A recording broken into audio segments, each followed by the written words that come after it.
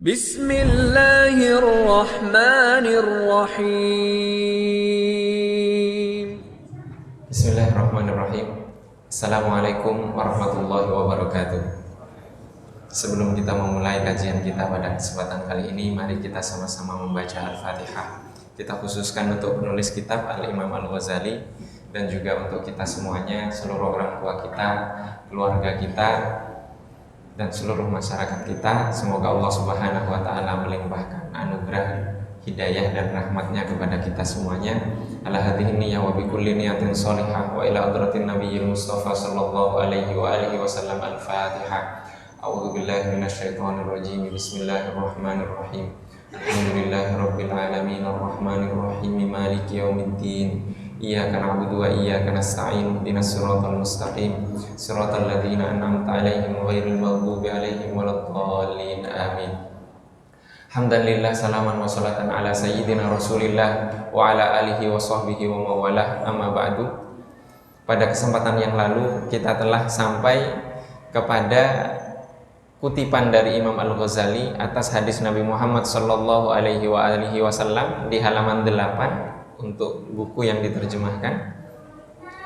Rasulullah sallallahu alaihi wasallam bersabda, "Ana min ghairid dajjali akhwafu alaikum minad dajjali."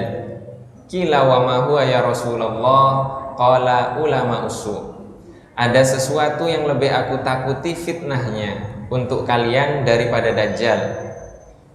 Rasulullah Shallallahu Alaihi Wasallam kemudian ditanya, apa itu wahai Rasulullah? Beliau bersabda, para ulama yang buruk, para ulama yang jelek, yaitu ulama su. Kenapa bisa demikian? Di sini Al Imam Al Ghazali melanjutkan, wa hadza li anna ad-dajjal ghayatuhu al-idlal. Dan ini li anna ad-dajjal, karena sesungguhnya dajjal ghayatuhu al-idlal, tujuannya adalah menyesatkan. Jadi kalau dajjal itu tujuannya hanya menyesatkan. Wa mithlu hadza al-alim wa inna sarfan nasi 'anid dunya bilisanihi wa maqalihi. Dan seperti ini adalah seorang alim yang sorfun nasi 'anid dunya bilisanihi wa maqalihi. Seorang alim, seorang ulama yang memalingkan manusia dari dunia dengan lisan dan perkataannya. Fahuwa da'in lahu ilaiha bi'a'malihi wa ahwalihi.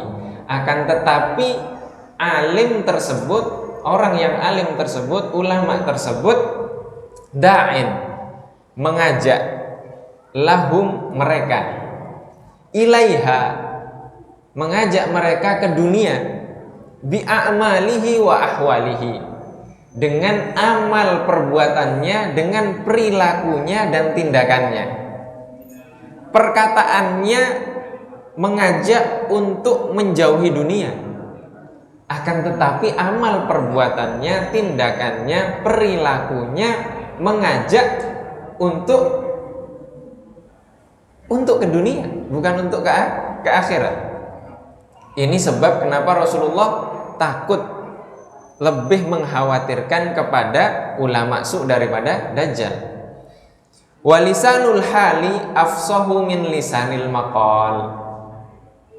Lisan, bahasa, hal, perilaku, tindakan, afsah, lebih fasih, lebih didengar oleh masyarakat, lebih mudah ditiru oleh masyarakat, min lisanil maqal, dari bahasa ucapan. Makanya yang paling susah baca kitab-kitab seperti ini karena yang ngajar itu belum mencontohkan. Itu yang paling susah. Jadi enaknya sebenarnya duduk di seperti bapak-bapak. Itu lebih enak karena yang duduk di depan ini susah. Yang duduk di depan ini sulit sekali. Semoga Allah menganugerahkan kemampuan kepada kita untuk dapat melaksanakan apa yang kita pelajari. Watiba'un nasi ilal musahamati fil a'mali amyalu minha ilal mutaba'ati fil aqwal. Tabiat manusia itu mengikuti perilaku, itu mereka lebih condong kepada mengikuti perilaku daripada nasihat lisan.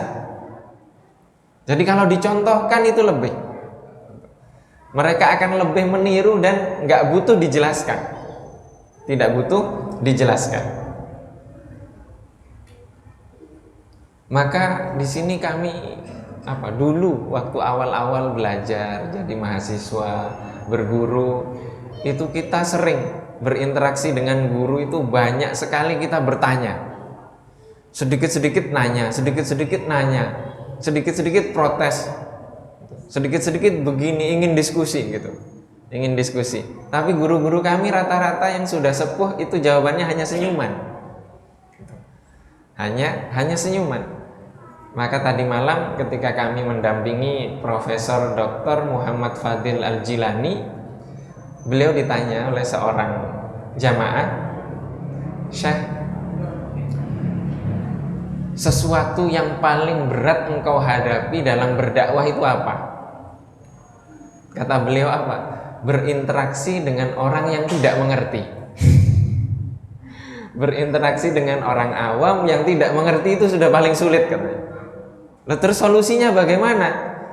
Solusinya kata beliau, Sayyidina Ali radhiyallahu anhu pernah ditanya, gitu kan, jawabul jahili sukutuhu.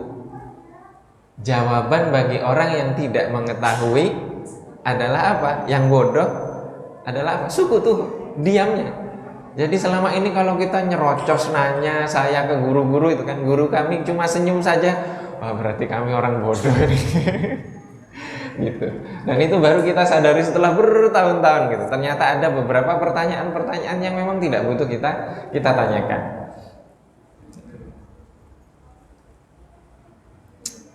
Fama afsadahu hadzal maghruri bi a'malihi aktsaru mimma aslahahu bi aqwalihi.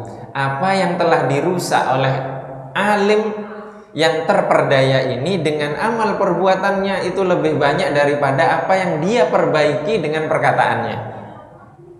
Idla yastajri'ul jahilu ala raghbati fid dunya illa bistijra'il ulama'i. Tidak mungkin seorang yang awam, orang awam yang tidak mengetahui berani untuk menginginkan nafsu kepada dunia illa bistijra'il ulama, kecuali karena keberanian ulama yang dia lihat. Keberanian ulama yang dia lihat. Faqad sara ilmuhu sababan li jara'ati ibadillahi ala ma'asihi. Maka ilmu yang dia pelajari telah mengantarkan manusia awam, orang-orang awam untuk melakukan maksiat kepada Allah Subhanahu wa ta'ala. Wa nafsuhul jahilatu mudillatun. Nafsunya yang jahil telah menunjukkan kepada apa? Menunjukkan kepada kemaksiatan. Menunjukkan dengan apa? Dengan amal perbuatannya meskipun perkataannya tidak. Ma'adzalika tumannihi wa turajjihi. Meskipun demikian amal perbuatannya mengajak kepada kemaksiatan, akan tetapi dia tetap berangan-angan. Wa tad'uhu ila ayyamunna 'alallahi bi'ilmihi. Jadi dia menghayal bahwa ilmunya itu telah mengantarkan dia kepada Allah Subhanahu wa ta'ala. Wa tukhayyilu ilaihi nafsuhu annahu khairun min kathirin min ibadillah.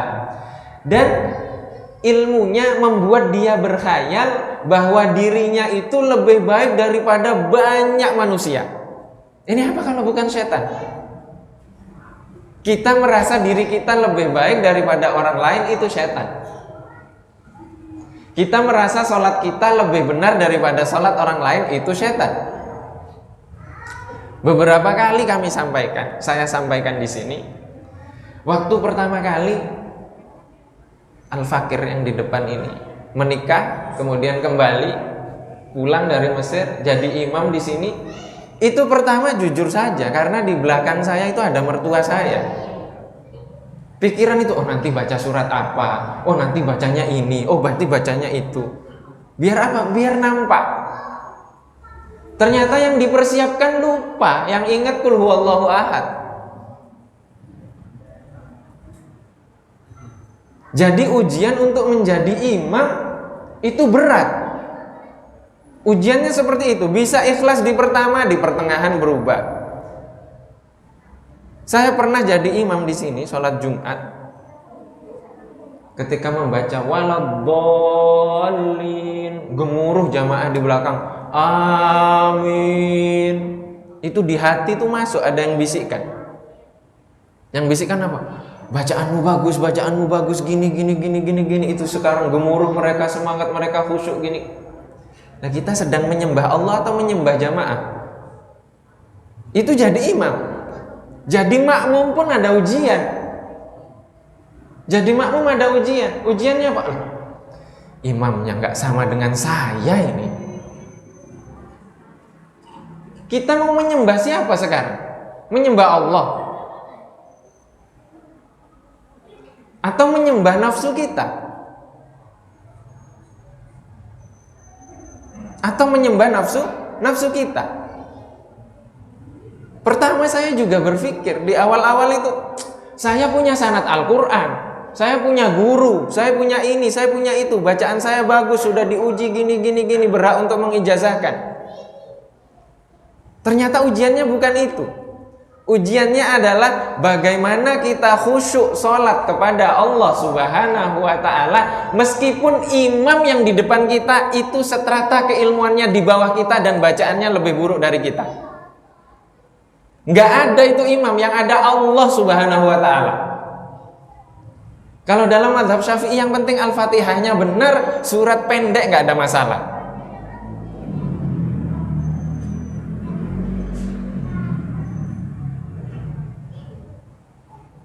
Itu bagaimana sholat kita?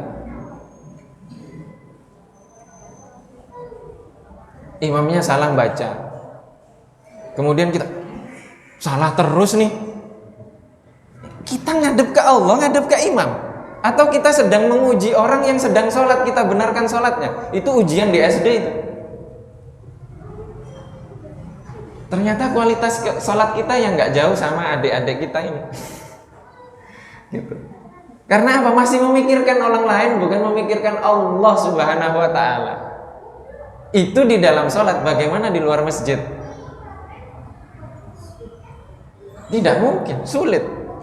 Ini tidak bisa, makanya nanti Imam Al-Ghazali di sini ingin mengajarkan kepada kita bahwa jasmani kita, lahiriah kita, batin kita, ini semuanya butuh asupan vitamin, asupan makanan. Kalau HP kita itu butuh dicas, butuh pulsa, butuh sinyal, butuh operator. Nah, ini beliau menunjukkan itu. Kartumu apa? Kartumu simpati. Oh, orang kaya berarti. Kalau kartu saya Tri yang paling murah. Nah, kita harus tahu kartu kita apa, HP kita apa. Kemudian kita ada sinyal atau tidak di sini. Itu kita butuh tahu. Makanya Imam Al-Ghazali menunjukkan itu. Tapi ini baru sekedar lahir.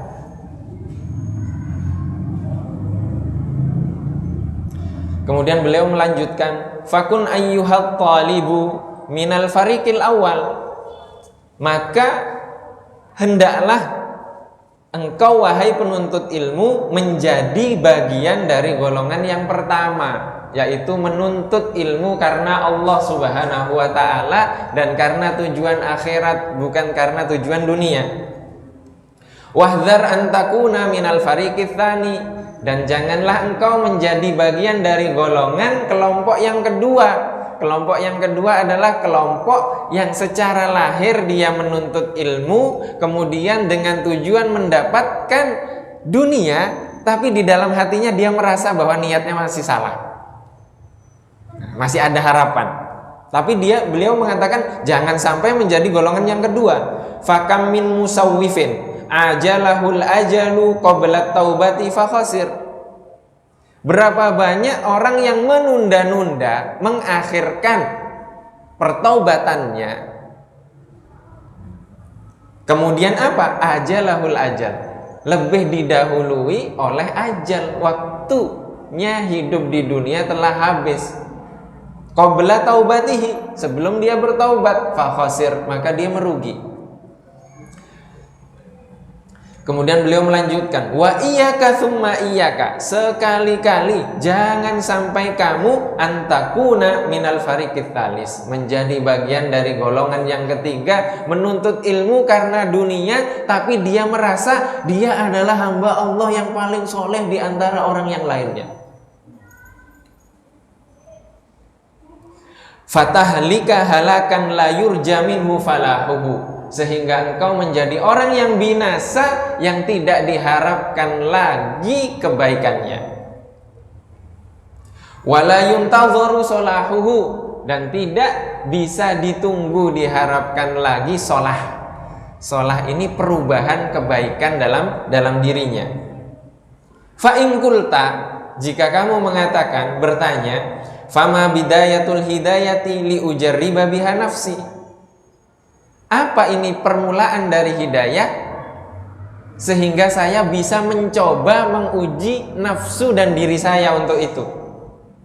Fa'lam, beliau menjawab, maka ketahuilah, anna bidayataha zahirut taqwa, sesungguhnya permulaan dari hidayah adalah zahir takwa, ketakwaan lahir. Ketakwaan lahir apa? Ya sudah Islam, sudah iman. Ini yang akan dibahas oleh Imam Al-Ghazali. Takwa itu adalah setelah ini akan dilanjutkan, wa nihayataha batinatut taqwa. Sedangkan akhir dari hidayah adalah ketakwaan batin. Kita masih ketakwaan lahir ini. Yang dibahas ketakwaan lahir apa? Nanti soal bangun tidur, gitu kan.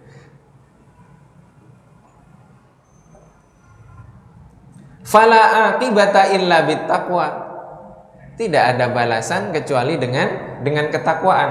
Wala nihayata illa lil muttaqin, wala hidayata illa lil muttaqin, dan tidak ada hidayah melainkan bagi orang-orang yang bertakwa.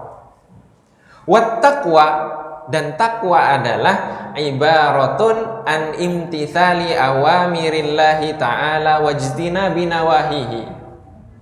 Ketakwaan adalah istilah untuk menjauhi, melaksanakan seluruh perintah Allah Subhanahu wa ta'ala dan menjauhi larangannya. Oleh karena itu, setelah ini Al-Ghazali menjelaskan, fahuma qismani, menjauhi, melaksanakan perintah Allah dan menjauhi larangan Allah. Ini menjadi dua bagian.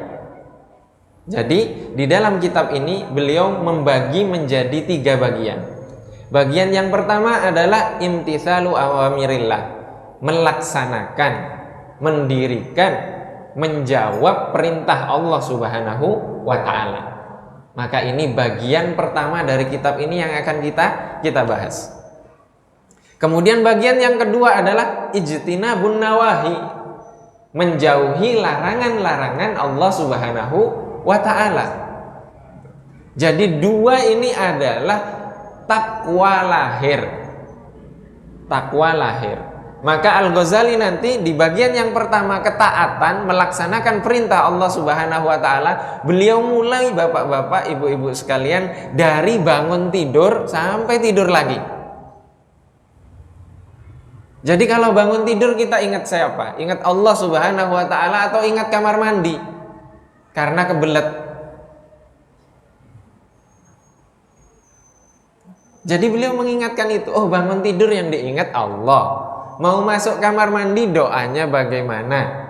Ketika mandi besar bagaimana? Ketika wudhu bagaimana? Masuk kamar mandi kaki yang mana yang lebih didahulukan, doanya apa? Keluar kamar mandi apa? Setelah wudhu doanya apa? Itu yang diajarkan. Ini lahir dari ketakwaan, yaitu dengan melaksanakan perintah Allah Subhanahu wa ta'ala. Kemudian bagian yang kedua adalah menjauhi larangannya, menjauhi larangan-larangan Allah Subhanahu wa taala. Di sini beliau menjelaskan tentang maksiat lahir dan maksiat batin.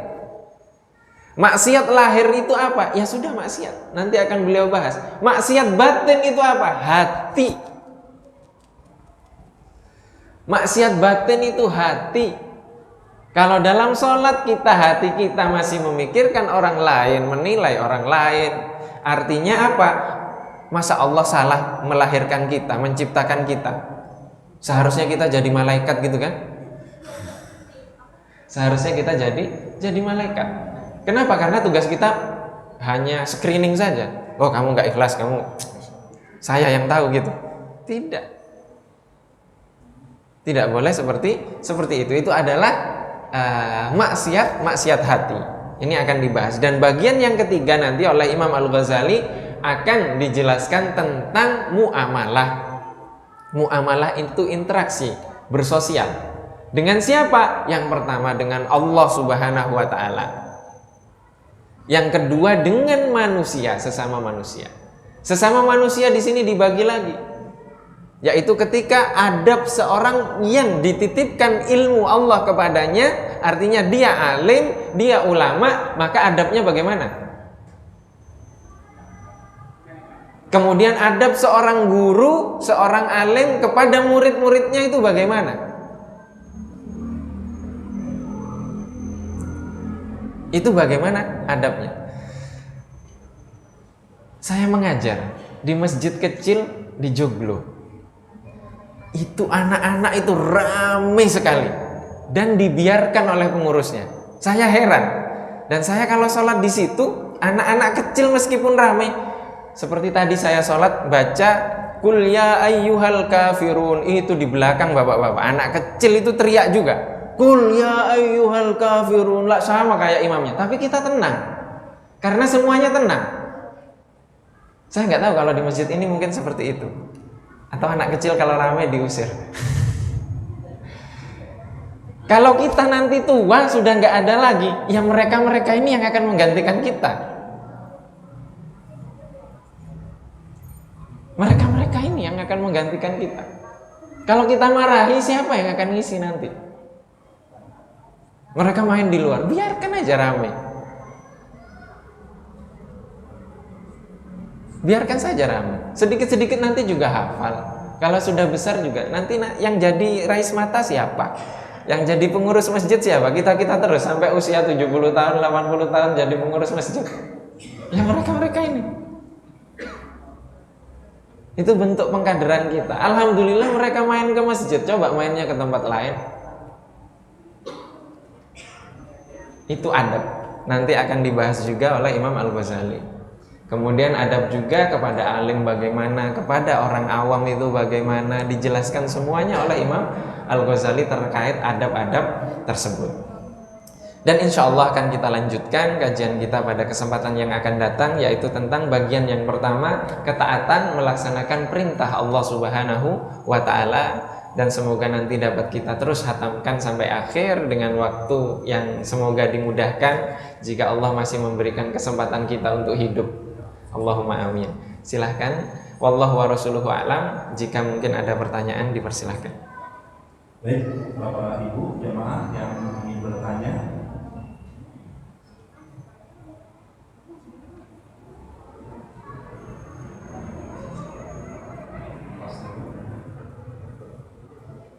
Bapak, ada pertanyaan? Bisa berdiri kan ya? Kamu? Tidak ada. Selanjutnya Imam Al-Ghazali melanjutkan, waha ana usyiru alaika bijumlatin mukhtasaratin min zahiri ilmi taqwa fil qismaini jami'a. Maka inilah saya akan menjelaskan secara ringkas, secara singkat tentang zahir, lahir ilmu takwa yang terbagi menjadi dua bagian. Jadi ini secara ringkas. Maka kemudian Imam Al-Ghazali nanti akan menjelaskan bahwa yang detail di mana? Yang detail di kitab namanya Ihya Ulumuddin. yang detail di kitab Ihya Ulumuddin, dan yang di depan ini tidak mampu membaca kitab itu. Itu kitab berat sekali dan saya tidak mampu. Saya pribadi tidak mampu. Mungkin nanti setelah hatam mengundang siapalah gitu. Undang siapa yang bisa menjelaskan kitab-kitab yang besar itu, dan pastinya akan lebih detail daripada kitab tipis yang kita baca ini. Al-Qismul Awal, bagian yang pertama, fit ta'at, tentang ketaatan kepada Allah Subhanahu wa taala. I'lam, ketahuilah, anna awamirallahi ta'ala faraidu wa nawafilu. Ketahuilah bahwa perintah Allah Subhanahu wa taala ada yang berbentuk faraid. Faraid artinya kewajiban, wajib kita lakukan. Wa nawafil artinya sunnah, yang dianjurkan. Wajib artinya apa? Yang kalau kita tinggalkan kita berdosa, yang kalau kita laksanakan kita mendapatkan pahala. Nawafil sunnah artinya kalau kita laksanakan kita mendapatkan pahala, kalau kita tinggalkan tidak apa-apa. Ini sunnah. Fal fardu, sedangkan kewajiban yang bersifat fardu, ra'sul mali. Imam Al-Ghazali memisalkannya dengan modal dasar.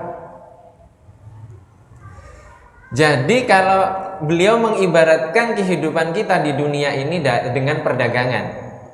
Jadi kalau mau berdagang dengan Allah Subhanahu wa taala di dunia ini, laksanakan yang wajib itu sebagai modal. Kalau yang wajib tidak dilaksanakan, bagaimana bisa berdagang tanpa modal? Gak bisa. Tidak bisa. Beliau memisalkan ini dengan modal. Ra'sul mal artinya modal. Wa huwa aslut tijarah, dan itu adalah modal dasar dari perniagaan atau perdagangan. Wabihi tahsulu an-najatu, wabihi tahsulu an-najata, dengannya engkau akan mendapatkan an-najah, selamat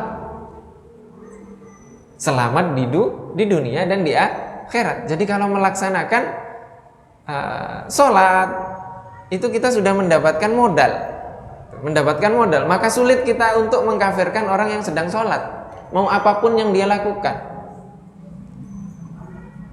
Dia ahli maksiat tapi sholat, gimana mau kita kafirkan?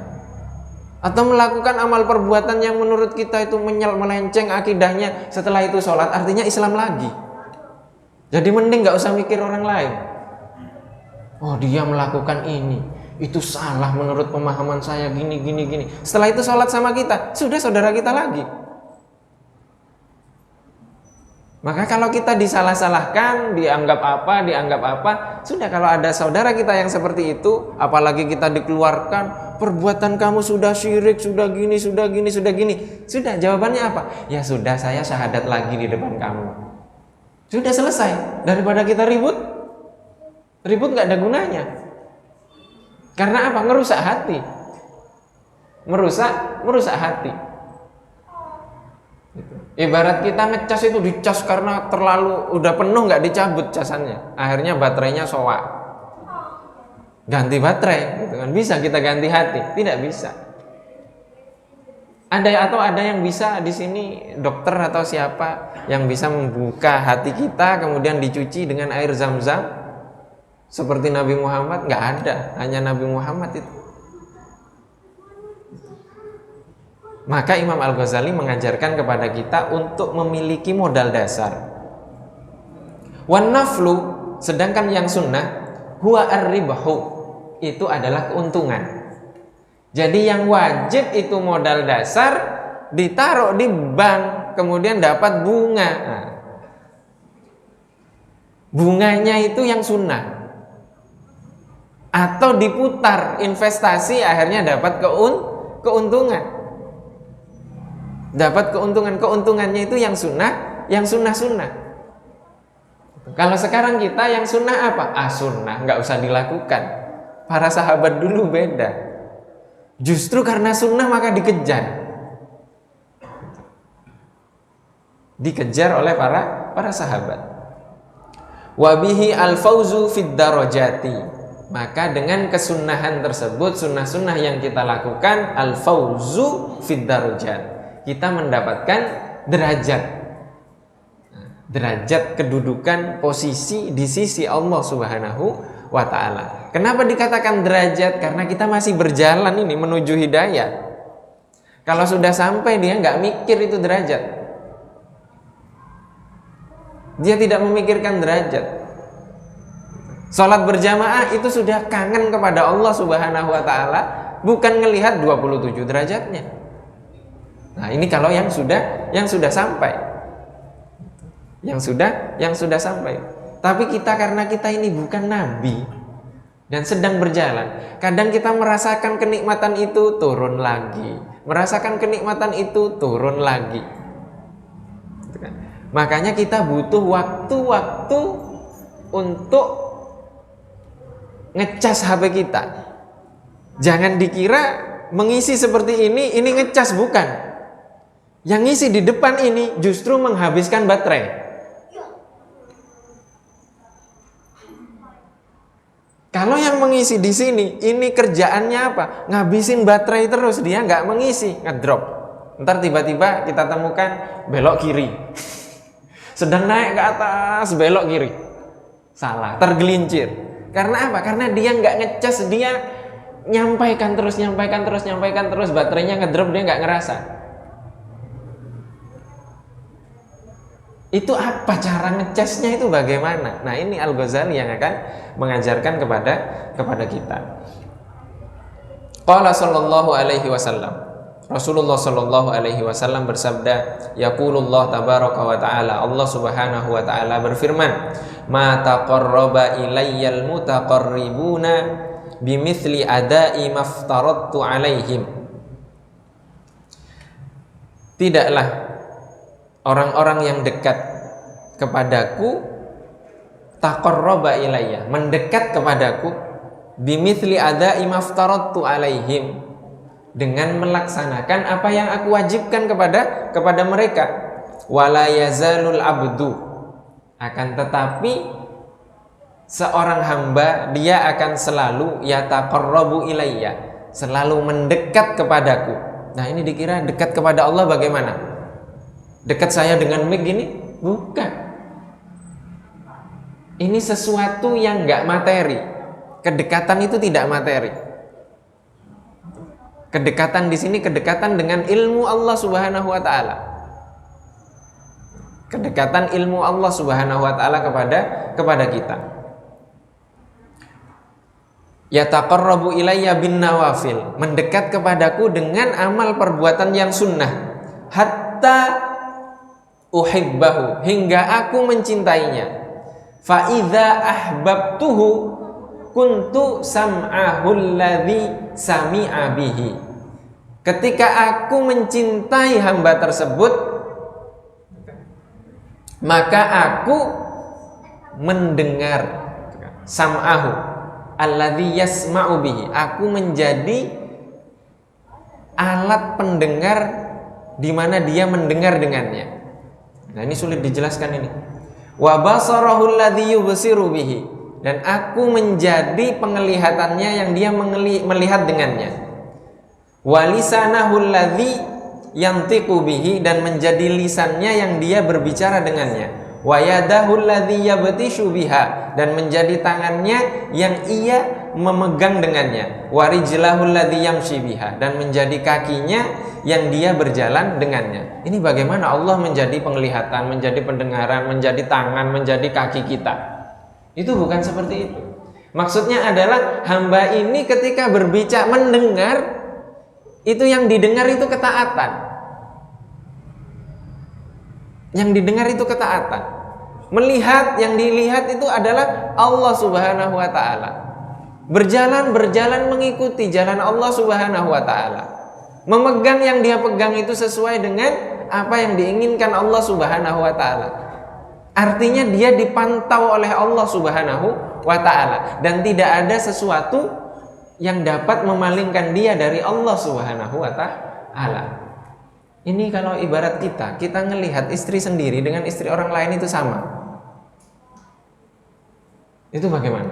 Kalau melihat istri sendiri, mau kita bagaimanapun itu ibadah kepada Allah Subhanahu wa taala. Kalau melihat istri orang lain karena ingat Allah, akhirnya kita mengingat Allah, sehingga itu tidak ada yang diingat Allah. Isinya semuanya ketaatan. Penglihatannya dia melihat dengan Allah Subhanahu wa taala, dengan ilmu Allah Subhanahu wa taala. Pendengarannya dia mendengar dengan ilmu Allah Subhanahu wa taala.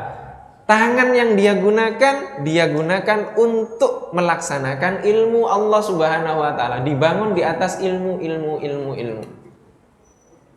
Para guru kami, salah satunya Syekh